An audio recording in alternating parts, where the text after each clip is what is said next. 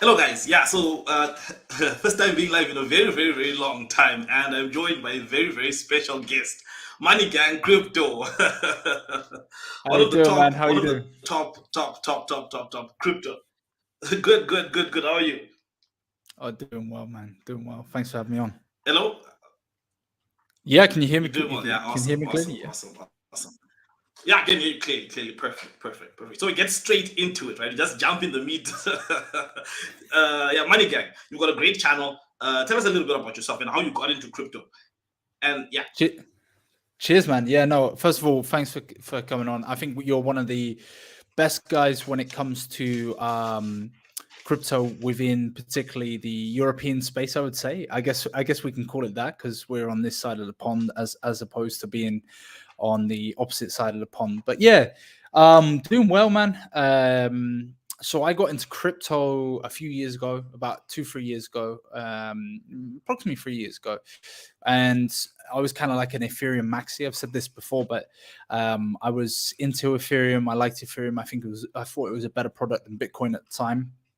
I had first started with like traditional stocks, so like kind of legacy finance, as people call it, or your typical individual stocks, things like Tesla, things like Honeywell, things like in the UK, a lot of the banks and stuff like that. I'd made profit from a lot of those, but it just isn't really the same as crypto. Like the crypto volatility is unbelievable, and the amount of money that you can make from crypto is pretty insane.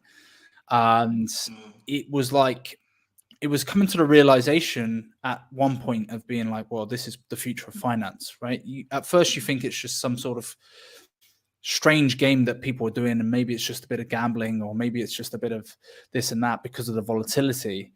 And then you realize that, oh, I'm not going to swear on your channel, but holy crap, there's going to be a lot of there's literally countries that are adopting it as a form of currency. Governments are thinking of bringing in a digital currency under CBDCs. So I suddenly realized that, hey, I'm in the wrong game. I need to be hopping onto the opposite side and joining the degenerate side of crypto. yeah. Getting in early in the new technology. I think that's the best thing to do. But I think what you did that was pretty smart is you started off with Ethereum, because I mean most people their journey starts off with Bitcoin. Yeah, I mean, it seemed a Why bit. did you start off with Ethereum first?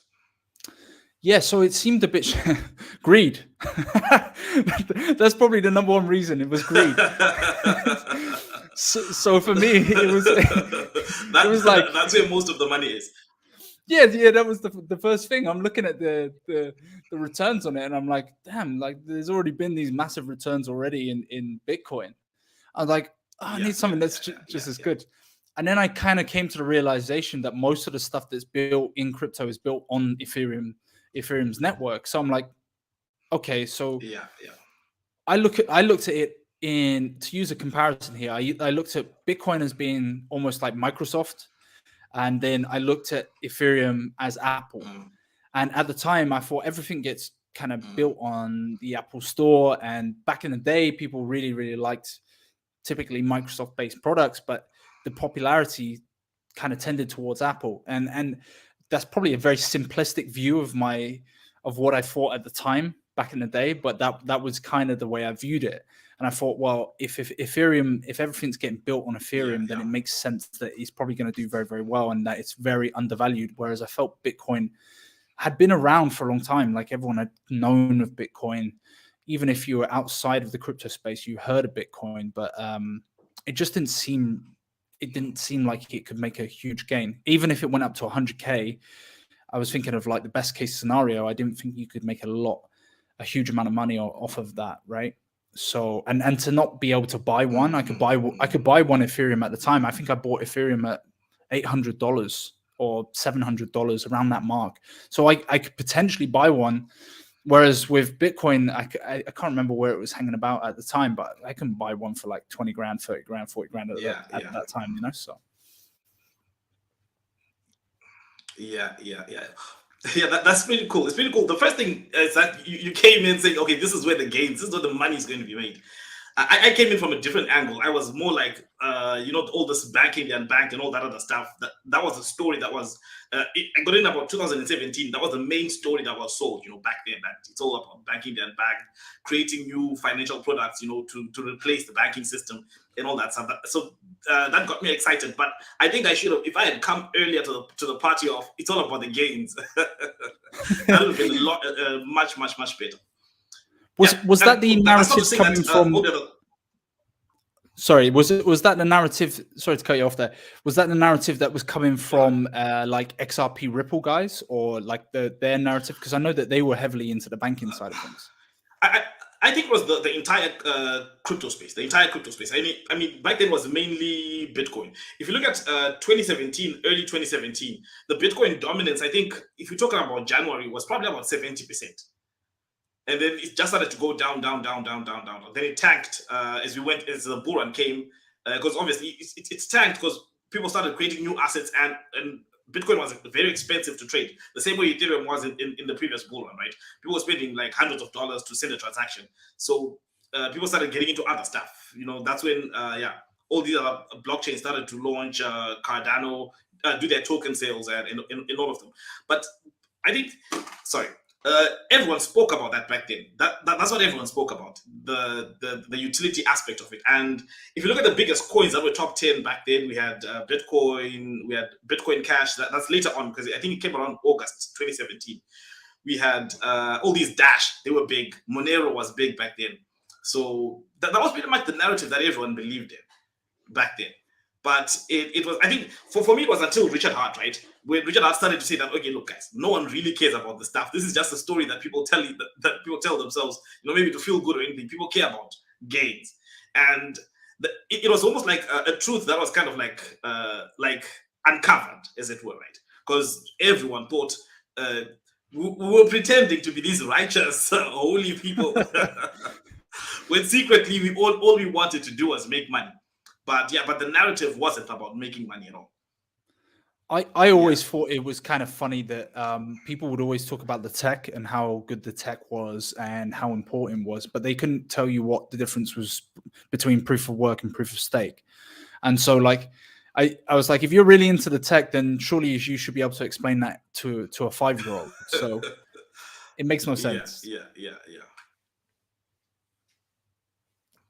I also I got talking. I remember early on as well, around 2017. Correct me if I'm wrong. Was this just after the BitConnect scandal? You remember the meme of the BitConnect?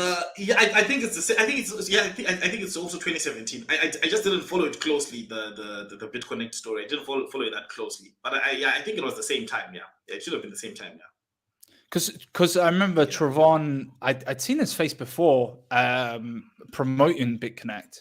And obviously Trevon's quite well known within the kind of Pulsechain community. He's got his own token now, more token.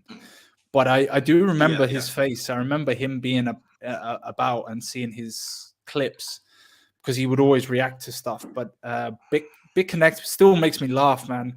The guy, I don't know if you've ever seen that guy's clip where hey. Yeah, BitConnect.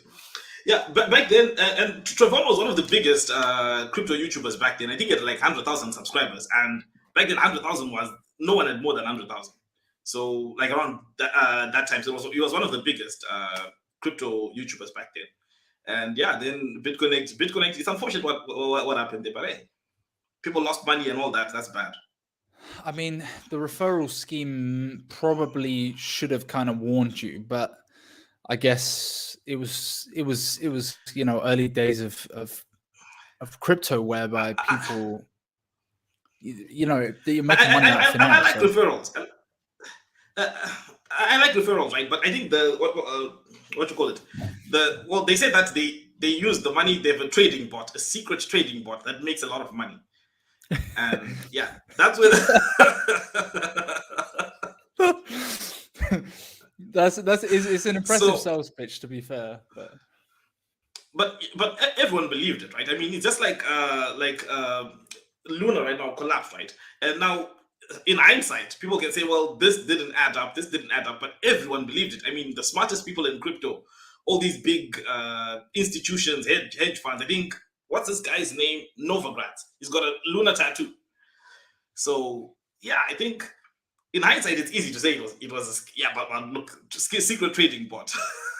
Secret trading bot. I mean, even KSI, he lost a load of money from Terra Luna as well.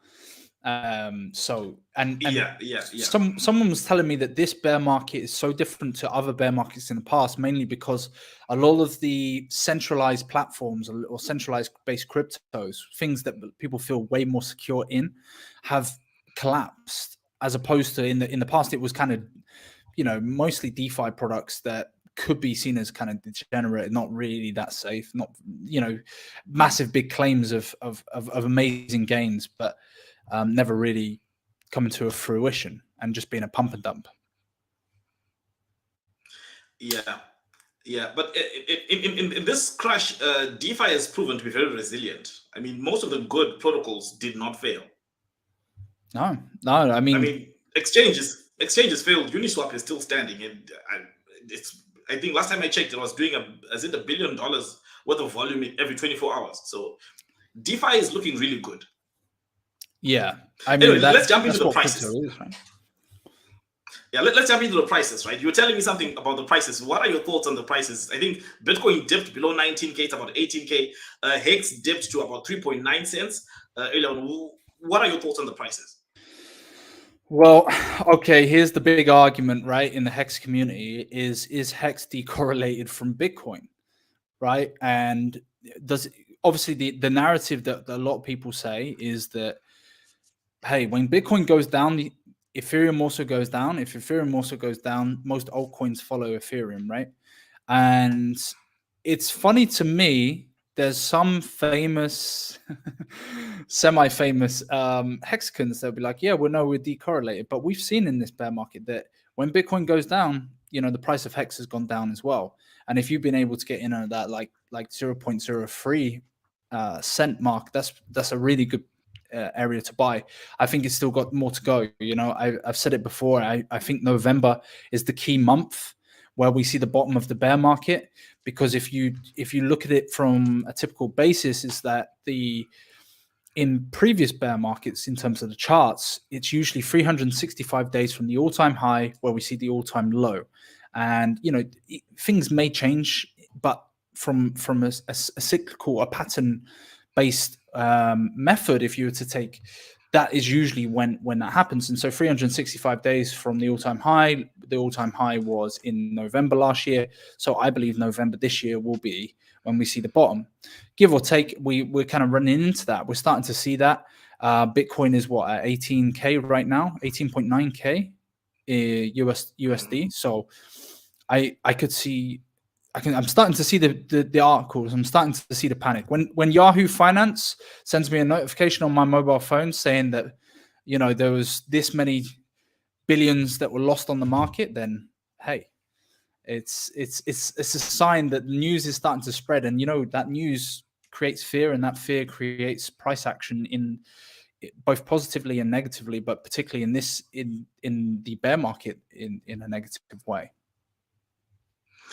Yeah. Well, in regards, I think about the cyclical thing. Yeah, I think we're on track to just follow the normal crypto cycles, right? But obviously, there's this big wrench that's been thrown in, which is the central banks, the Federal Reserve, and all the other central banks, whatever these decisions they decide to make. But in regards to correlation, I do think that Hex is decorrelated. Okay, nothing is completely decorrelated, right? Because everything is priced in fiat. So we still have a convergence point, all of us. We still have a convergence point. And since everything is priced with fiat, we've got problems with fiat right now, and then we've got the solutions to the problems. That causes a lot of volatility. So I do think that's why we're a little bit more correlated right now. Because if you take a look at it, right, crypto seems to be correlated, or it has seemed for some time now, right, to obviously stocks. So I think, there is a correlation there. But people are starting to talk about a housing crash too, right? So should we say we correlated to housing? I don't think so. I think the ball is in the Fed and all the major central banks. That's what I think. But at some point, right, we will get more and more correlated as we get bigger. That's my view. Because I mean, in regards to market cap, it's huge, but in terms of volume, we're still much smaller than Ethereum and Bitcoin. Yeah, no. What do you think about that?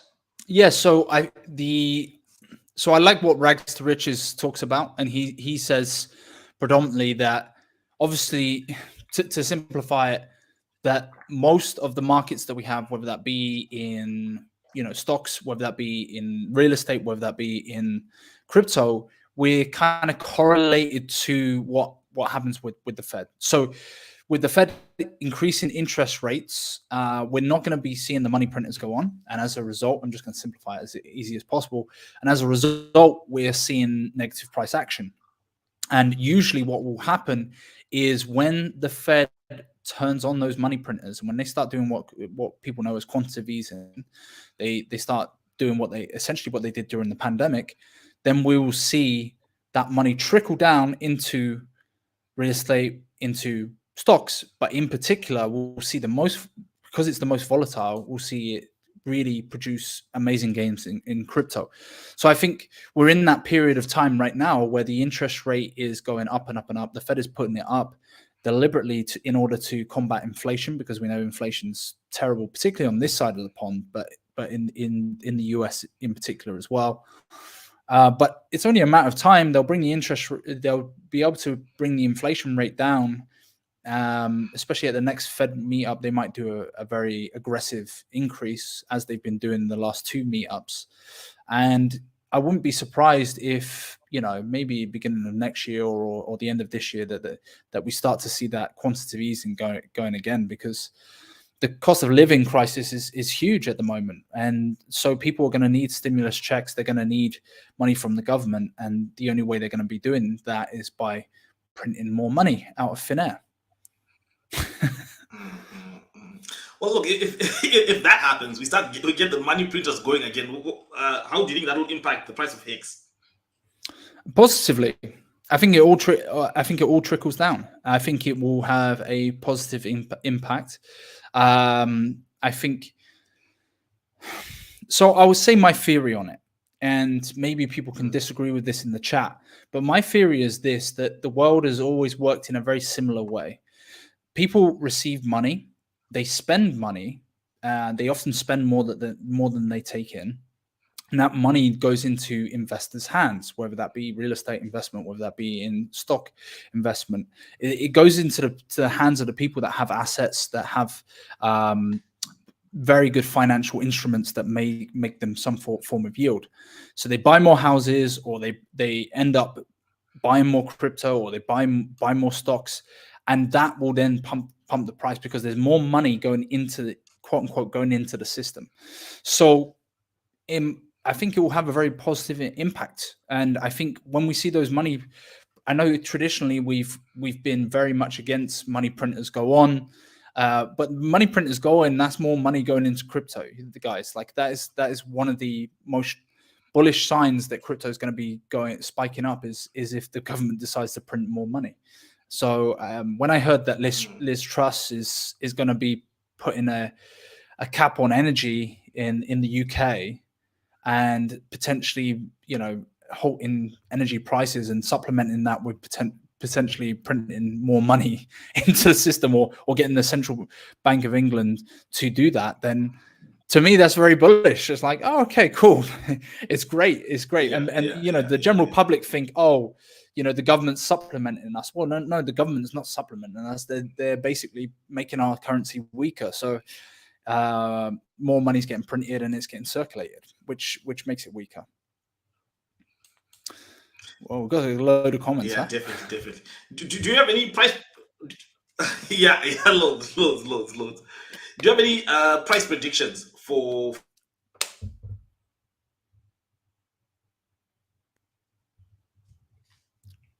Hello. Yeah. I was saying, do you have any price predictions for Hex? Yeah. So. Yeah. I don't know if it. Yeah. So price predictions for Hex. I think that the bottom has been seen already. I think the bottom's about 2 cents. Now I could be wrong on this. We could see a drop down to 1 cent, but I think 2 cents is that barrier. And I think people, it's been hanging around that 2-3 cent mark. Like it's not gone below 2 cents in this bear market. So I think there's just so many buyers that are ready to go. They're just ready to smash it at 2 cents. And I think we are getting it still even now at 4 cents. You know, that anywhere between 2 to 5 cent range, you're gonna be getting it at still. And I go back to this example over and over again, is like we were sitting at 20 cents, around 20 cent mark, when we knew that Pulsechain when we were told that Pulsechain was going to come out in mid-May.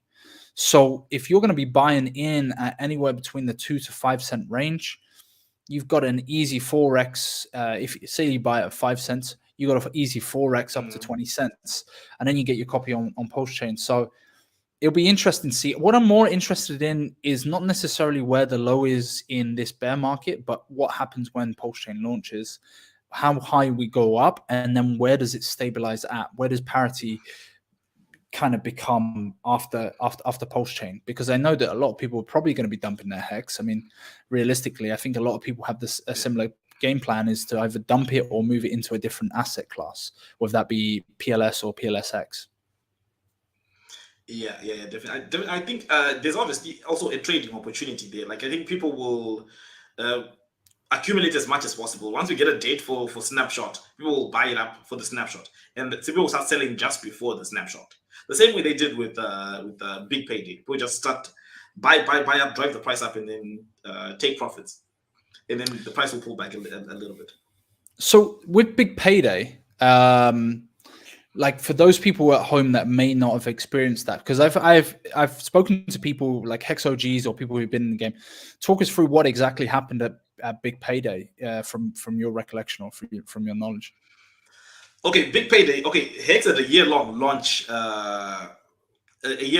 Right? So what happened was, at the end, the last day of the launch phase, people were going to get massive amounts of interest in one day. So people would buy Hex, stake it for a day, so that they can get the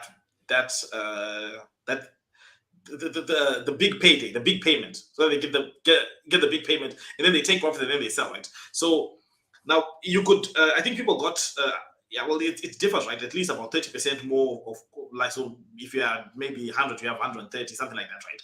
So, but okay, before big payday, people were expecting to get massive amounts of coins before, right? So then just before big payday, the origin address staked. So a lot of people were buying up because they wanted to get the massive amounts of interest that was coming for that particular day. And then, so just before the end, people started taking profits. So some traders, what they did is they just wanted to front run those people who were buying to dump the interest. Right. So I don't know if that's clear. Yeah, because I remember watching some old RH streams talking about big payday coming up, and he said that he was bringing that concept of if you stake it for longer, you're going to probably get way better interest on big payday. Yes. And I know that there were some guys that didn't do that, and there were some guys in the community that did do that and got very successful from it. But it is kind of interesting to hear those narratives, because I think for the general public, a lot of people who weren't in Hex from day one, they wouldn't have a clue what big payday was or how it worked. Yeah, well, in regards to what I'm saying, I'm speaking just from the perspective of the traders who took advantage of that, right? Obviously, the best strategy, like you said, was probably to stake over time, because obviously that's how you'd have made the most amount of money. And those traders who took maybe took a 2, 3, 4x during the run up, they just obviously made nowhere near the amount that people who staked for a long period of time made. Yeah, this is the thing with T-shares as well. With T-shares as well, you know, it's like your T-shares are never going to be as good as they were when you first staked. So if you're using the same amount of money, let's take, for example, 40,000 Hex, and you're doing it for the same length of time. If you choose to do it for a year and then you kind of you go to restake it after a year, your T-share rate is going to be much less. It's going to be much harder to get the amount of interest that you would have done for that length, that extra length of time, or just keeping it in for 5 years. So it'll be interesting. Like that's the thing to keep an eye on. When does T-shares become B shares? Yeah. And for me, one of the more exciting things as well is that we're in a 95% dip. So definitely big opportunities for anyone who would want to get those T shares right now, because at 50 cents it's a lot harder than at 4 cents. People were crying for this, right? In the bull market last year, people were crying to try and get like these very low amounts, and they were like, "Oh, how did anyone?"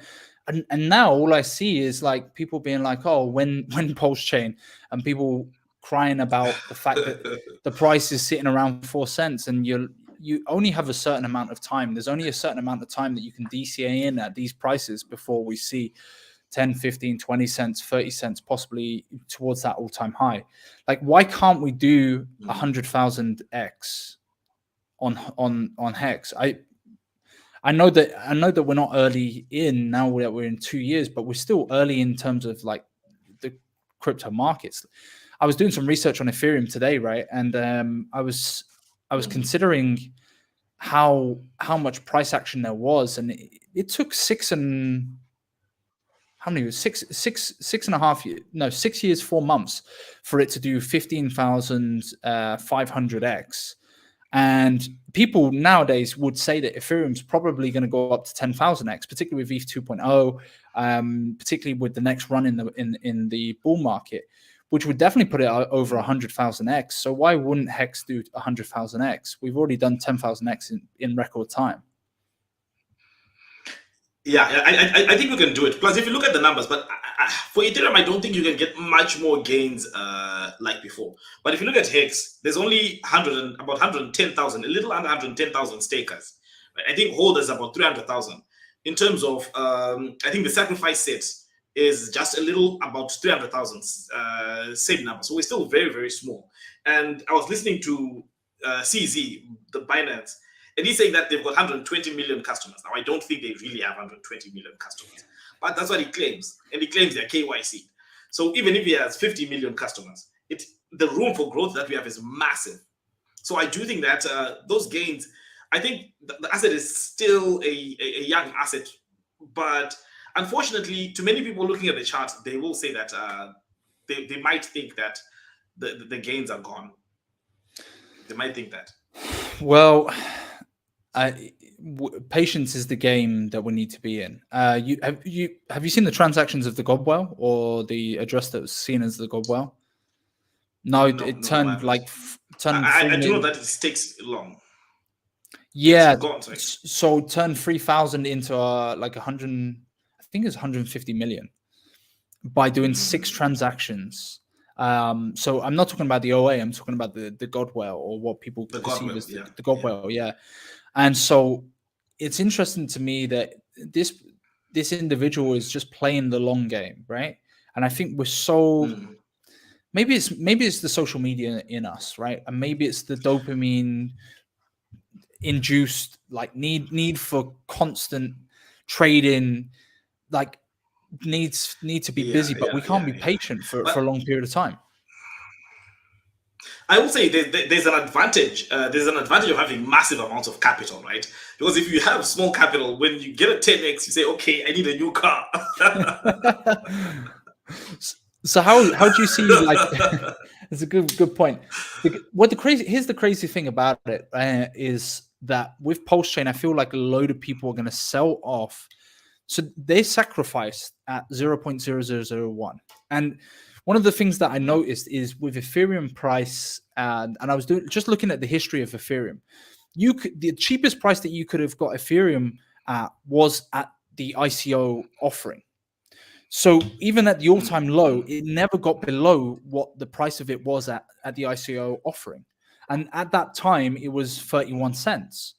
So the all-time low was 3 months later, which was 43 cents in October 2015. And so people are going to sell off their sacrifice like rate, which was fantastic. And they think that a lot of people think, oh, I'm going to be able to get Pulse at the sacrifice rate. You're not going to get it at the sacrifice rate.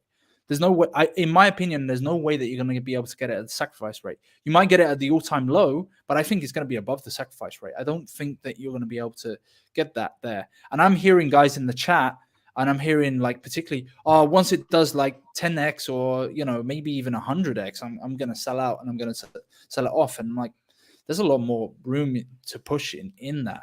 I think you're going to lose you're going to chop off your foot, and when you can get way more out of it, you can squeeze more juice out of it. You know, there's going to be more to come, and it's just a patience game. Yeah, I want to talk about another thing just before we finish about Hex, right?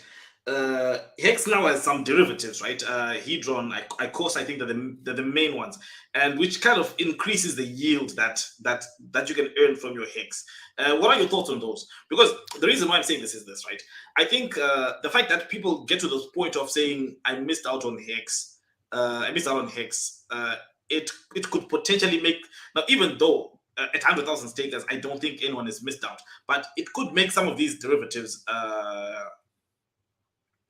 a little bit more attractive to new people. What are your thoughts on the whole additional yield you can earn from all these other assets? Yeah, I like it. And I think the concept comes from what will happen in the vertically integrated system that we have in Pulsechain. One of the things that when I had a conversation with Fund and Jim, Gary from Fund and Jim, was that it will kind of be like all the money will be sifted into different buckets. So if you got your like Pulse bucket here and your PulseX bucket and then your Hex bucket, the money will be kind of switching between each. And so it kind of keeps it within the ecosystem of Pulse. And I think that's what these derivatives are doing, right? So if you take, for example, Hedron and Icosa, right? You're incentivized to stake because you get free Hedron. So that Hedron, you're incentivized to stake that Hedron and you'll get Icosa. And if you stake that Icosa, you can then get Hedron and Icosa. And then what do you do with that? You can probably sell it, but what are you going to sell it into? Or maybe you just go and buy more Hex because you think it's going to be a self, what's the word I'm looking for? Basically a system that keeps rolling on. Itself. Yeah, reinforces itself. Yeah, exactly that. So I think that's kind of good, and it's very bullish for the long-term gains of Hex. The other thing as well is these HSI tokens. I don't know if you know too much about that at all. I don't know much. The NFTs where you're selling a stake, right? Where you convert a stake into an NFT, I think a Hex stake into it, and then it makes it liquid, right? Because obviously if you stake, your coins are locked and you can't access liquidity from them. But yeah. So one of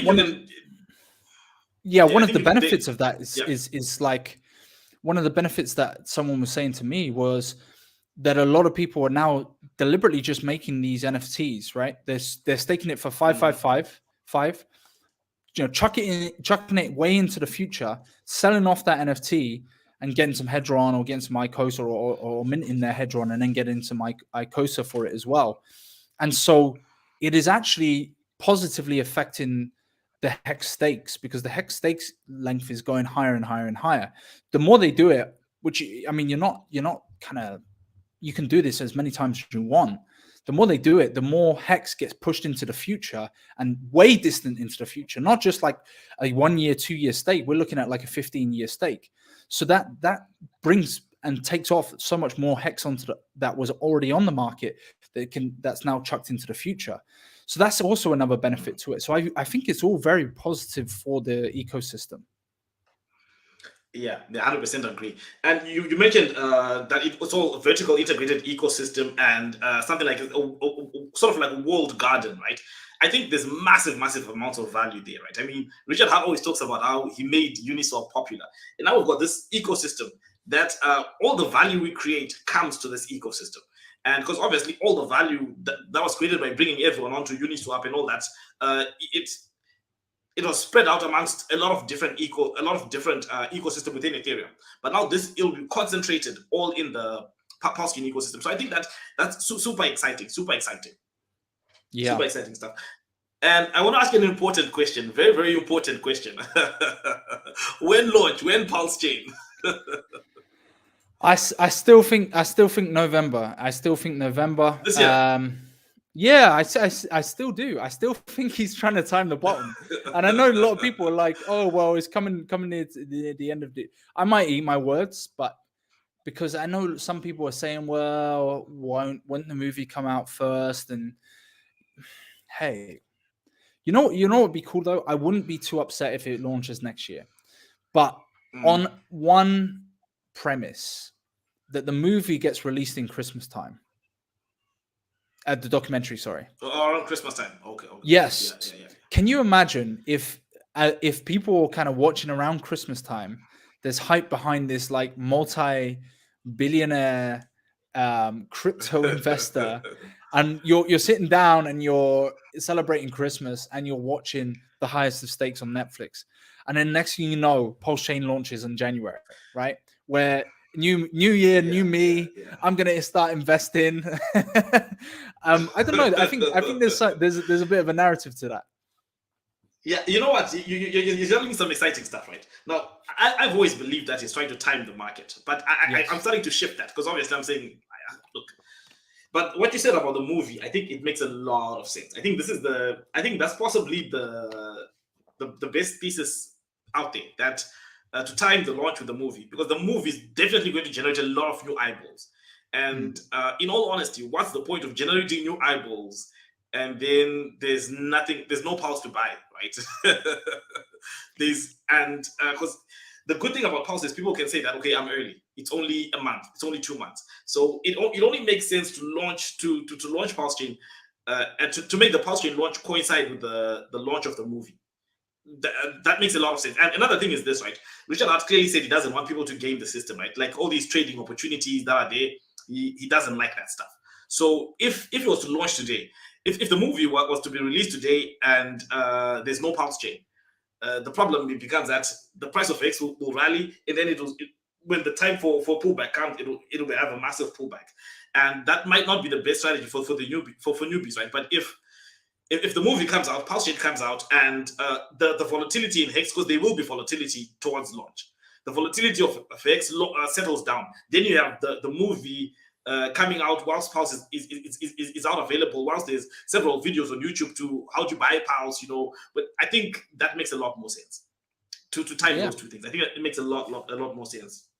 Yeah, I'm super excited for the movie. I mean, the production value of it is unbelievable, and I think that, I mean, we got so many characters within this community, man. So it's kind of interesting to see. I think that it will take Richard Hart from being known in the crypto space to being viral, and there's enough content on the internet of him doing some crazy stuff where it will start getting passed and shared around. And I will say this, I don't want to, obviously he's like one of the biggest men on the internet now who's just been cancelled, right? But one of the things that's quite interesting about Andrew Tate and the whole situation in that side of things is that you can clip up, if we as a community start clipping up Richard Hart and chucking loads of stuff on TikTok and start chucking it on all different social media platforms, we've seen that actually with the Tate brothers, like they blew up super quick, like within months, not like a couple of months, if that. So imagine if you just saw Richard Hart all over the place. I don't know, especially with the movie, people start chopping up clips from Netflix or from the documentary of him and his lifestyle and just kind of, dumping on the haters. It could get super viral. Yeah, you're right. It does have the potential to go viral. And you spoke about Andrew Tate. Another thing that you spoke about, obviously, the amount of content that he already has out there is huge. That means that it was the same situation with Andrew Tate, right? When he went viral, people had a big backlog that they could watch, content that they could watch. So it's kind of similar scenarios here. So if you get that, I think that would be really, really, really great. Ironically, I thought, all of his stuff in America, I thought that it was like a media tour before the documentary. So obviously when someone is creating a book, or they're creating a new product, or like there's a movie coming out, particularly actors, they go on a massive media tour, and they go on as many talk shows as possible with the biggest content creators that they can find, with the biggest audience that they can find. And you'll just see them, they'll keep talking about the movie and the new movie coming up, and they'll have all these segments going on. Same with books. Before a book release, they'll go on different podcasts and they'll start talking about potential what's happening in the book, and it's all the build up until the launch of something. And that launch being, most of the time, their own products, whether that be a movie, whether that be a book, or in Richard Hart's case, I mean, maybe it's the launch of Pulsechain, or maybe it's the launch of the highest of stakes. I thought it was a media tour, like the fact that he was on Fresh and Fit, the fact that he was on with Jordan Belfort, the fact that he was on with Justin Waller, the fact that he was on with David Gockenstein, and like loads of different guys in and around. I thought, man, this is kind of getting ready for this is like a media tour. That was my personal opinion. Yeah, that's true. That's true.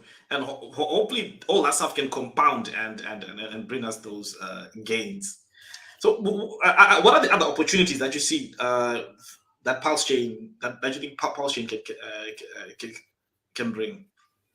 Yeah, it's an interesting one. I'm very bullish on PulseX, so I really think that PulseX will outdo a lot of. It will definitely do way better than people suspect it will do. And there's a few reasons for that. But even I was doing some research the other day about kind of how well liquidity providers do, like in LP pools and stuff like that. And the average amount that someone makes on a yearly basis in terms of APY as a liquidity provider is around about 25%. And that usually goes anywhere up to about 100 to 150% per year. So to say that people are not going to take the opportunity, because I've heard this narrative a few times, that people are not going to come onto Pulsechain where they get a free copy of their ERC20s on PRC20s and not take advantage of free money, is stupid. To me, it's absolutely stupid, because if you're able to earn, and this, if you're think in the mind of a liquidity provider, right? Someone who does that and they want to make the most interest that they can on a yearly basis, and you can make anywhere between 25%, almost up to 150%, depending on which protocol it is, but 25% as a bare minimum per year. Why wouldn't you want the money machine to keep on rolling on? So I think it's a bit stupid. Some people have been saying like, there's not going to be any liquidity providers on Pulsechain. It's like, why wouldn't there be? You get a free copy of your PRC20 and you've got your ERC20 already. Why wouldn't you provide liquidity if you've been doing that on Uniswap already? Yeah, I agree with you 100%. And those people, the liquidity providers, they don't care about blockchain. They don't care about, all they care about is making money. So if there's yield, that's where they'll be. Wherever there's yield, that's where they'll go. There's 100%. I see someone in the chat putting liquid loans as a sleeping giant. Yeah, liquid loans is a sleeping giant as long as you use it in the right way possible. You do have to be slightly careful, but yeah, if you look at Red Squirrel's strategy, he's got a really good strategy. Shout out to Red Squirrel. So go check his one out. Also, Haunted's got a good strategy as well. But be cautious, when you're using it. But I think liquid loans will have the correct me if I'm wrong here. I think they'll have the only stable coin that can be really used on Pulsechain, which will be USDL. But yeah, they are sleeping giant. I think liquid loans will be very helpful for you in order to get more Pulse on a long-term basis. Yeah, definitely. Yeah, and the stable coin is a really it's very, very important to have a stable coin on Pulsechain. I think that we should have some maybe centralized stable coin launch pretty soon after. And I think that's definitely has to be one of those things that Richard is thinking about a stable coin. And there's obviously easy ways to launch it. Like there's this BUSD, right? The Binance stablecoin. It's not really theirs. They just stick their name to it. But then I think the stablecoin is from Paxos. So those type of solutions, I think, definitely, I do think we will have a stablecoin on Pulsechain, a centralized stablecoin on Pulsechain. And I agree with you. I think liquid loans definitely will be the biggest DeFi player on Pulsechain. Yeah, it's a massive opportunity, and I'm interested to see what kind of new projects. So obviously, there's one of the cool things about PulseX is the fact that you can single-sided stake your PulseX. Well, we call it staking, but it's basically providing liquidity, right? And I think it's going to be pretty interesting what projects are going to come in, and they're going to have access now to the pool of PulseX that would be available. So they want to bring their projects in, and they'll need someone, some of that pool to provide liquidity to pair up with their project. So I'm kind of interested to see what comes about of that, and what the returns will be. Obviously, that's a way to negate impermanent loss, because you're only providing one side of the LP pool. So yeah, we'll see what happens. I'm really excited to see, and there's new projects popping up every single day, right? I was really impressed. I think it's a underdog project, was Maximus DAO and the Perpetuals. Now, shout out to the guys who did that. I think it's just wrong timing, maybe, because I think a lot of people want to keep their Hex liquid right now because we think that Pulsechain is going to be released within probably the next 6 months, maybe less than a year. But they released the Perpetuals, which is a fantastic project, because not everyone wanted to stake for 5555, right? Not everyone wanted to do like these massive long stakes, but we wanted the benefits of being able to group pool and become like a big whale and get as much possible Hex interest as we can. And now they've created the Perpetuals where you can do it for 1 year, 3 years, 7 years, or 10 years. And you can group together your Hex to get the most amount of Hex as possible. You only pay 1 gas fee between the whole group. You now have a token that you can use. You can either sell it off, or you can just keep it to make sure that you do get your Perpetuals back, and get your Hex back. And now you've got Hedron in the mix as well, so you're going to get the max amount of Hedron from that stake as possible. So I really like that. I like that concept, the Perpetuals. Yeah, it's a great concept. I heard you talking about it the other day on one of your streams, and I agree with you. Like, timing right now, I think no one is excited about anything new right now. No one is excited at all. It's just not a good time, I think. But we're obviously getting to the, like, as you were talking about earlier, the timing, the 365 days for bear market pain, right? We're definitely getting closer and closer to the end of that. And now I think the ball is obviously in. It depends on what happens to fiat currencies. I think that's the only black swan event that you can. That I think that's the most important. Yeah, let's jump into these. Okay, sorry, go on. I was going to say, yeah, it's all about the Fed. I completely agree with you. It's all about what the Fed does and the central banks do, and what decisions they make, and how aggressively they increase the interest rates. Really. Yeah. I wanted Nico put this. I wanted us to talk. Do you think Pulse X will do similar X returns as Pulse? And then he talks about ratio trading. What are your thoughts on ratio trading as well? Yeah, I'm not a fan of ratio trading, mainly because so many people are so quick to want to trade like straight away when Pulsechain releases, and I think that the volatility will be crazy. Now there will be some, there'll be some opportunities to buy the dip, but I think if we look at projects historically, so I'm going to go base it off Ethereum here, even with Hex, right? The 3 to 6 month mark is usually where the all-time low has come in, particularly with Ethereum. Ethereum was literally 3 months in that the all-time low came in. So if you missed out on the sacrifice phase, then 3 months is usually around that mark where you can get the lowest possible, the all-time low, essentially. So I'm not a fan of just ratio trading. I think that Pulse and Pulse X are going to do very, very well.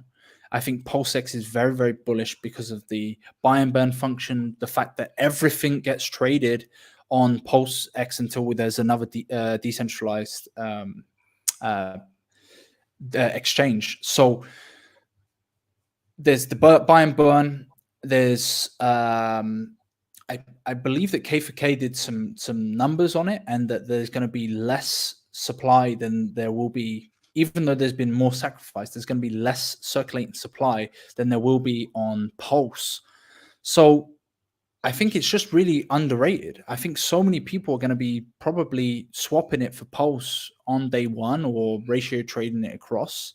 And I think you're going to see a really great opportunity to buy Pulse X.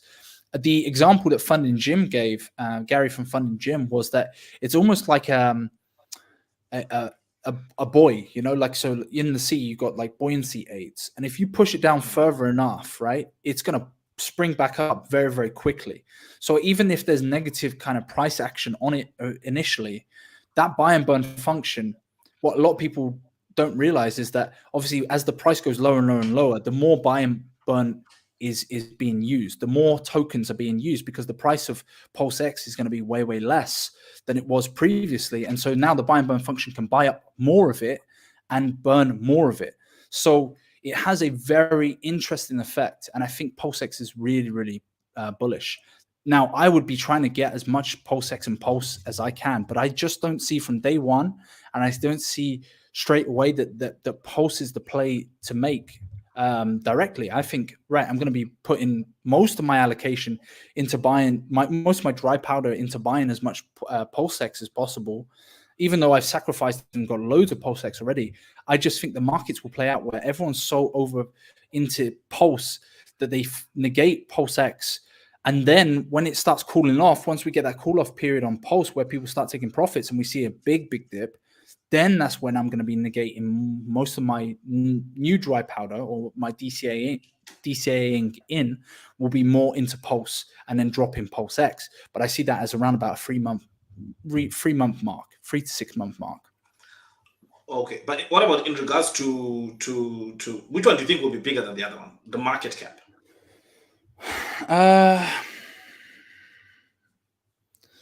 Well, I think probably when you take into account the AMM bot, and I think so are we talking from day one, or are we talking from like down the long run? In general. Well, I think Pulse X's market in terms of its layer ones have always performed better than DEXs in the past. Than DEXs, yeah. But we've never seen a DEX with buy and burn. So it's hard for me to say. It's hard for me to say. But I think Pulse will do. I think Pulse X will do more X's. I think because the all-time low will be lower than the Pulse. So I think it does more X return than Pulse. So if from a greed standpoint, I'd be buying more Pulse X. But from a price performance quicker, I think Pulse. Yeah, but I disagree, right? I think that Pulse will always be bigger than Pulse X, for the reason you said, right? We haven't seen a decentralized exchange outperform the layer one. We haven't seen that. We haven't seen that at all.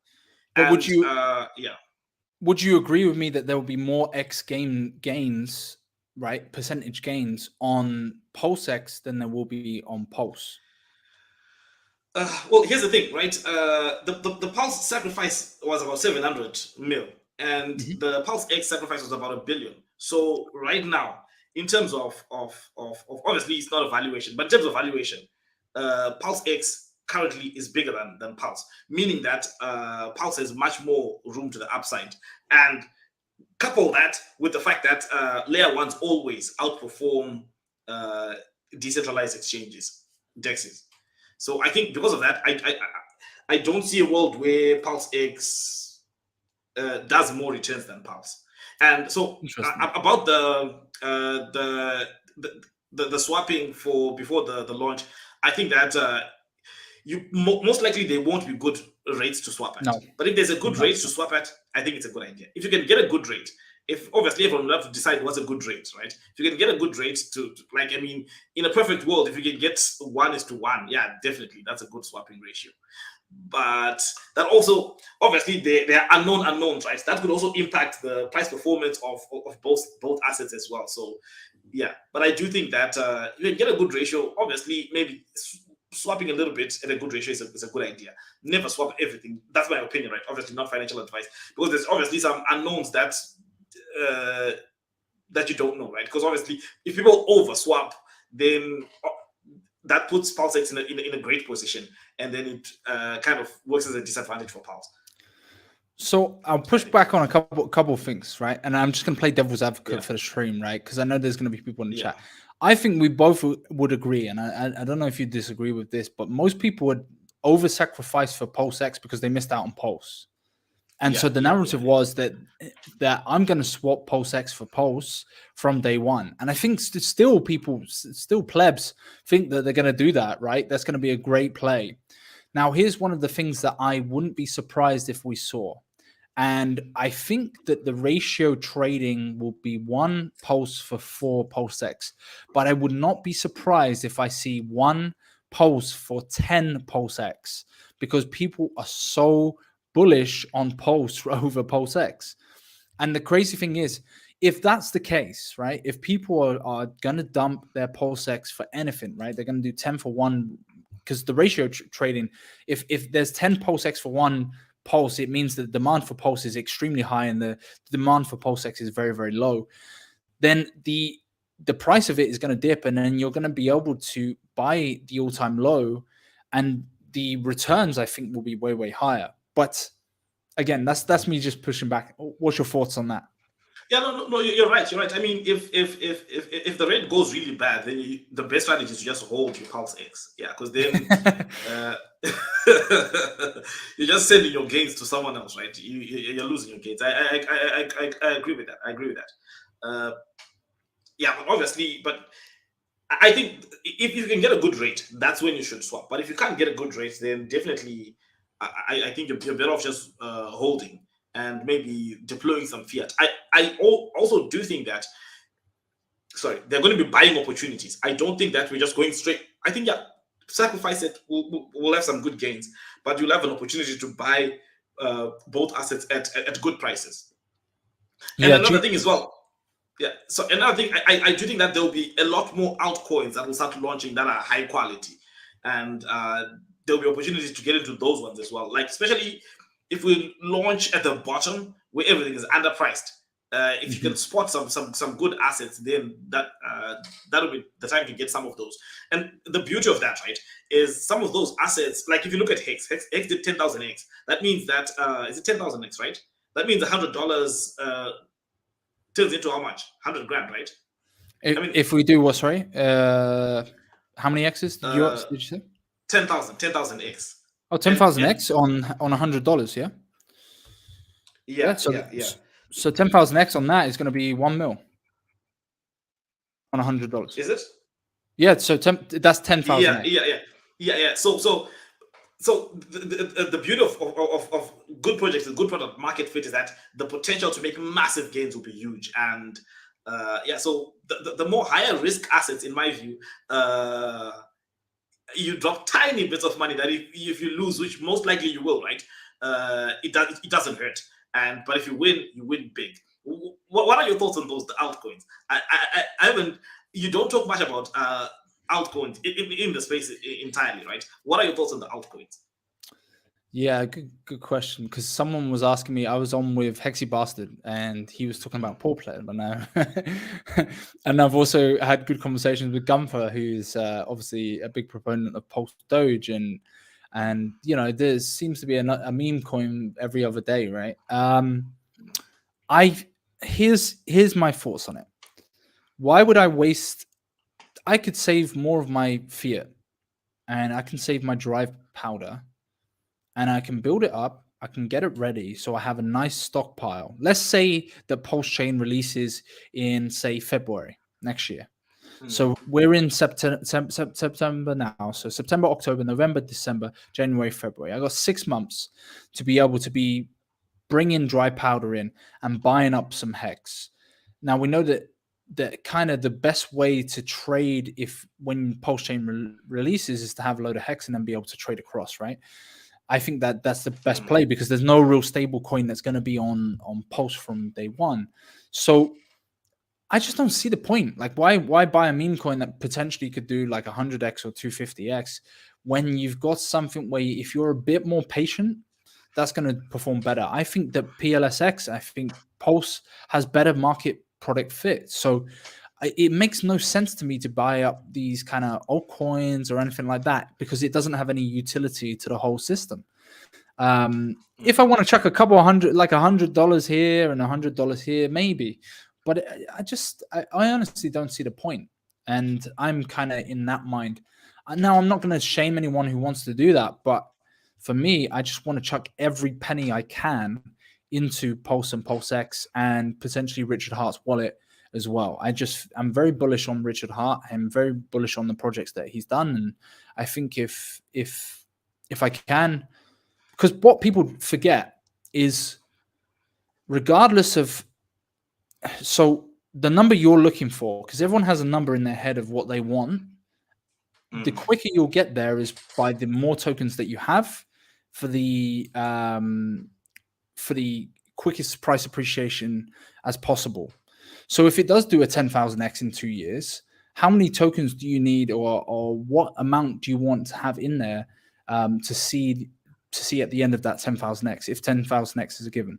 If you say that 100x in 2 years is a given, which I think is a very, very conservative figure, how many tokens do you need, and at what price do you need it to be at in order to hit the figure that you want, right? Because everyone has a figure in their mind where it's like, I want to be retired at this amount. So maybe you need to kind of reverse engineer it and look at it and go, okay, let's say my figures say, I don't know, 50 million or 20 million. So how, if it was 100x, if it was, let's reverse engineer it, how much would need to be in the system for me to produce that if it did 100x? If it did 250x, how much would I need to put into the system in order to get that from a 250x? So that's how I kind of view things. And you know, maybe that's a very stupid way of looking at it, but I think reverse engineering it is a very good way of getting the figures that you're probably thinking about or wanting to get. Yeah. I understand. It makes a lot of sense, and I agree with you that obviously, like what you're saying, that you're bullish on the Richard Hart ecosystem, and it's also the safest to invest in, right? And safe with potential of massive gains.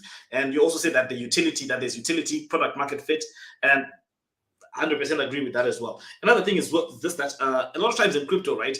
Because we're Pulsechain and all that stuff, and it takes a lot of mind space. So when you're jumping into new other projects, that's more mind space that you're taking, and that's more Twitter accounts to follow, more stuff to read, more stuff to listen to. And I think I agree with you in this sense. And I'll say what I think as well, right? It says that if you read, you less stress.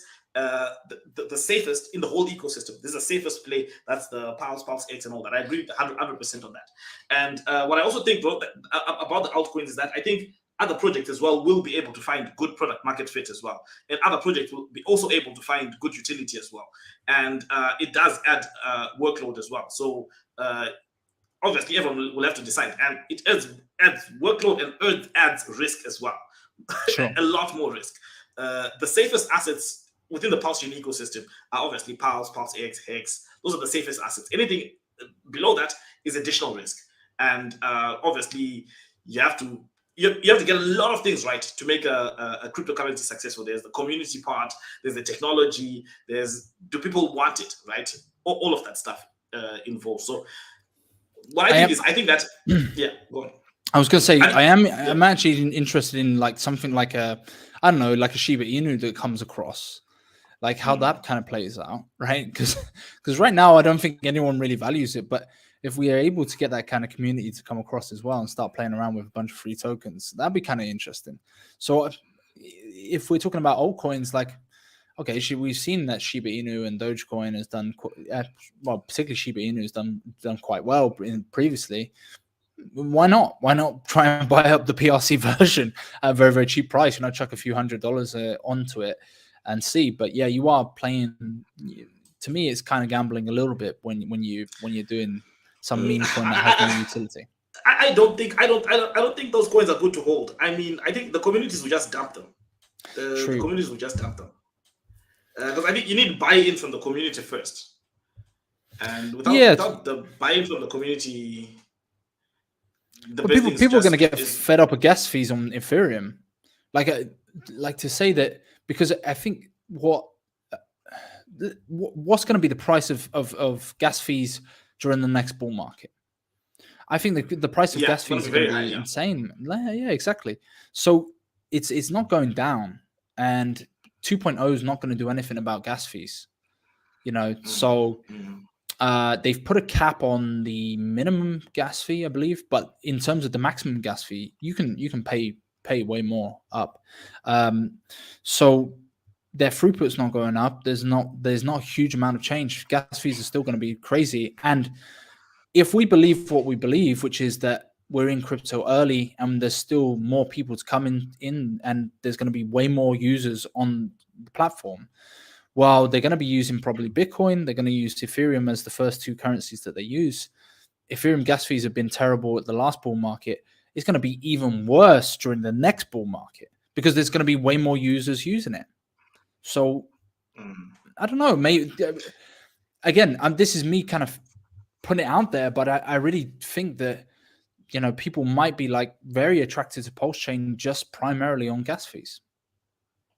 Yeah, gas fees are huge. Gas fees are huge, and I mean, if you think about the gas fees during the bull run, I mean, $100, $200, $500. That's unsustainable, and it means you can't onboard anyone new, right? You can't onboard anyone new. Everyone seems to be excited about the Pulse X buy and burn, but just another thing, Pulse has buy and no, it doesn't have buy and burn. It has burns as well, right?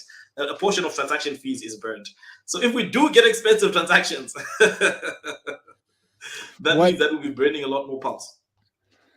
Yeah, so it has a burn feature, but it doesn't buy up the price. That's the major difference between Pulse X and Pulse, right? So I think that's why a lot of people, like, if you have a perpetual buyer of your token, like that automatically buys your token, that's pretty exciting. And even if you transact, and again, I'm very bullish on Pulse X, so I have more of an inclination and leaning towards that. I'm not going to say that I'm not biased towards it. But if you have, even if you're swapping from like Pulse to something else, yes, there's the burn function on Pulse, but if you're doing it on Pulse X, you're going to be also contributing to buy and burn as well. This is one of the things that was pointed out recently in a group discussion I had in my group, in my Telegram group, was the fact that even if you trade Pulse for something else on Pulse X, Pulse X buy and burn function is still going to work, as well as the burn function on Pulse. So it's still bullish for Pulse X. But yeah, I think it's very exciting. And one of the biggest things is the circulating supply, right? If the OA's got 90% plus of the total supply, people kept saying like, oh, it's going to be 130 trillion total supply. Yeah, there's going to be probably about 130 trillion, but there's only going to be 13 trillion that's going to be in circulation approximately. So, and then on top of that, you got to see what's available within liquidity, right? And price action is the value that the first transaction gives it. So yeah, let's see what happens. I think that we'll see a lot of movement because the circulating supply is going to be quite low and the availability is going to be quite low in liquidity pools. Yeah, 100% agree. Yeah. Okay, let's jump into the chat and see. Let's see. See the action. Gas fees. Yeah, gas fees are too expensive. Well, they're okay right now. Yeah. What, at the bottom of the bear? I said less people with Pulse and lots of people with Pulse X. Which one is more desirable? Definitely scarcity is a good thing. And but the buy and burn, like you said, is a very powerful. It's very powerful for price performance. And in regards to burning, because Pulse does have some burn, but a lot of other, like I think Ethereum will be moving. They have some burning now, that they implemented. It's not strong as well. Plus, it's inflationary, right? So the amount of coins is always going up, and both Pulse and Pulse X are not inflationary. All the Pulse that ever exist is created after launch. There's no new Pulse that's going to be created, and that game theory is really, really powerful for price performance. Yeah, and also, EIP 1559. I think that there was a video that kind of blew up of mine. I was explaining that EIP 1559 will also be in play with the burn function on Pulse. So the actual potential burn, I believe, was around about 43% to approximately 82%. if you want to go check it out on my channel. Just type in EIP 1559, and you can. I did a kind of comprehensive breakdown of that and how it will affect Pulse, but it doesn't affect BNB. Like Binance Smart Chain weren't able to implement it. They created a burn function themselves to burn off about 10% per transaction, but they weren't able to get the same effect that the London fork has done. The London fork was after that, so it's really bullish for Pulsechain. Really bullish. Yeah. Anyway, thank you. I think we've been on for a little over an hour now, so That was great. Yeah. That's awesome. Really, thank you for coming on. You know, it's cool to chat about all of this stuff, right? Yeah, man. Putting out all this wisdom. Man, I'm a massive fan of you. I'm a massive fan of your channel, man. I think you're very underrated within the space. I really, you know, I've said this before. I think we talked over the phone about it, and I also and posted something on Twitter. It's like us kind of European guys. I'll say European because the Americans will always say Europe, but we're very separate countries. You know, England, Ireland, Scotland, Wales, etc. But I think, you know, you're very underrated in the space, and you've got like 7K followers. You have a very good audience around you, and so I think you're really underrated. I think a lot of guys from the Hex community need to get you on, and I keep doing what you're doing, man. You're doing a fantastic job. And inspiring guys to produce content like this, and that's only going to be beneficial to all of us. And guys in the chat, if you want to start your own YouTube channel, or if you want to create content in some sort of way, or if you want to help content creators by maybe doing video cuts or doing video shorts or something like that, it's all going to help you out, because at the end of the day, it reaches more people. We grow as a community and it spreads. And I was talking to XRP Jenna yesterday, and one of the things that she was saying is that the Hex or Richard Hart ecosystem, or whatever you want to call it, they're so powerful because you have so many amazing content creators. You have so many smart minds that are talking about this, and you just have an army, like a massive army behind, and that wants it not only just to succeed, but just pushes it to succeed. We're going to push it all over the line. So your contribution is amazing, man. I really appreciate you having me on your channel. Thanks. Thank you very much for the kind words. And I 100% agree with what you say, that more people should start making content about this. And anyone who can, you're talking about cutting videos and all that stuff, that's all good stuff. And yeah, I agree with you 100%. Good to see you, G Unit. Guys, yeah. G Unit. Awesome stuff. I haven't streamed for a while. I think I should start streaming a little bit more often, maybe once a week or something like that. Yeah, for sure, man. Yeah. It's quite fun when you got the live comments coming up and stuff. It's quite good for interaction. Yeah. Anyway, guys, thank you guys for watching, and yeah, we'll close this now. Thank you, guys. Thank you very much. Thank you for the support. Lots of people coming in, so thank you very much. And